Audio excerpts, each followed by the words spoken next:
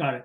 Okay, so talking about something that Sierra, you just broached upon, which is a topic that I want to touch all three of you on, is the mentorship aspect. I know this is something that Sierra, I mean, you said somebody took a chance on you. Talk a little bit about who this individual was, and again, I know you're super active on LinkedIn, so you yourself are acting as a mentor even as you're getting in. So how does that feeling of helping others while being helped yourself, and then how did that individual actually uh, give you the courage to do what you're doing? Um, I think it was like I've always wanted to help people find ways to get into tech and then help give them accessible technology in general. But I just really didn't know how. So it actually took his name is Cheyenne Harden. He's like the CEO and founder of Cyber Protect. For him to like reach out, he reached out to me and he really spoke from his heart, which I feel like a lot of people don't really know how to do. Like everyone is just more of like, not that speaking from your mind is bad, but there's just like a lot of technicalities when it comes to just people speaking by the book.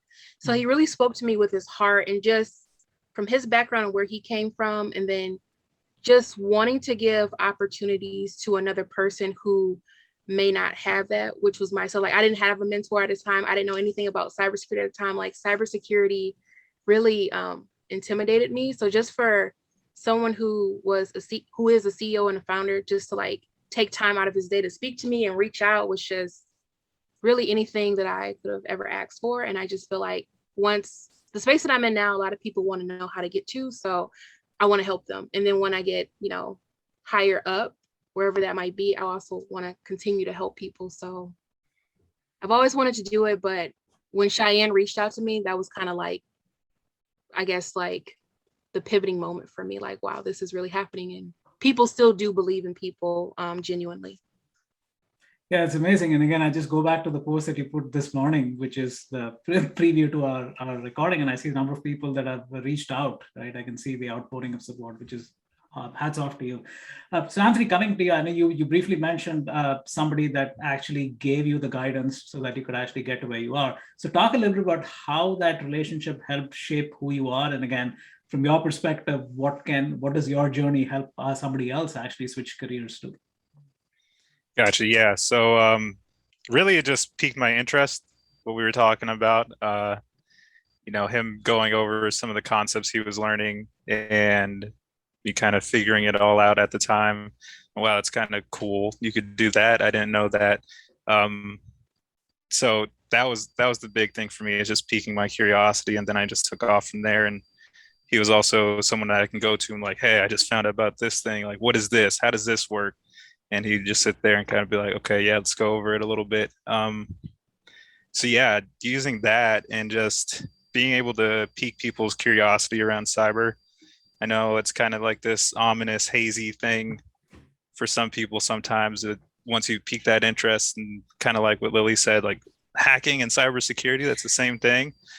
Yeah, who knew, right?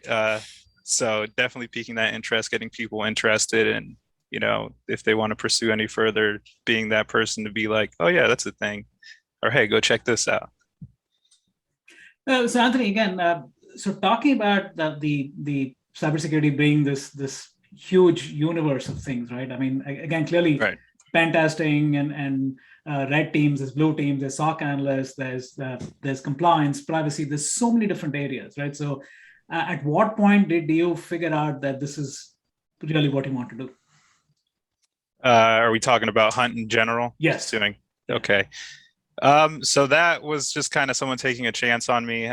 Before that, I was doing a lot of training, a lot of familiarizing with red teaming, stuff like that. And then they said, hey, there's this cool Hunt team. You're going to go that way. It's kind of the benefit of being in the military. They tell you where to go and then you do it. So I did it and I struck gold. I realized that I loved it a lot. Kind of taking the concepts of red teaming, knowing what good is supposed to looking like and how to hide in there, and taking those concepts to Hunt and then putting them with the blue spin kind of really piqued my interest to put puzzles together. So I think that's kind of where I fell in love with it. All right. So same question to you, Sierra. I mean, how did you identify, or are you still through the process of identifying what area within cyber actually really gets you? feel like right now I am in a really great space, and I feel like I've kind of found the area, because one thing that I noticed with tech in general is that your end user won't always know what you're talking about if you don't know how to one, talk to them, and how to break down difficult technological concepts. And it's just kind of been known in the tech community, like tech people speak a lot of tech jargon and they don't know how to break jargon. Yeah. And they don't know how to break down concepts to people. So I feel like I am really good at doing that and just connecting with people and just honestly making sure that they are getting everything that they need to keep themselves, their employees, and their company safe. So I really couldn't ask for more of a position right now, but I know it can only get better. So yeah. Yeah, it's so interesting you mentioned that, because Gabriel Friedlander, who's somebody I follow on LinkedIn, he's amazing.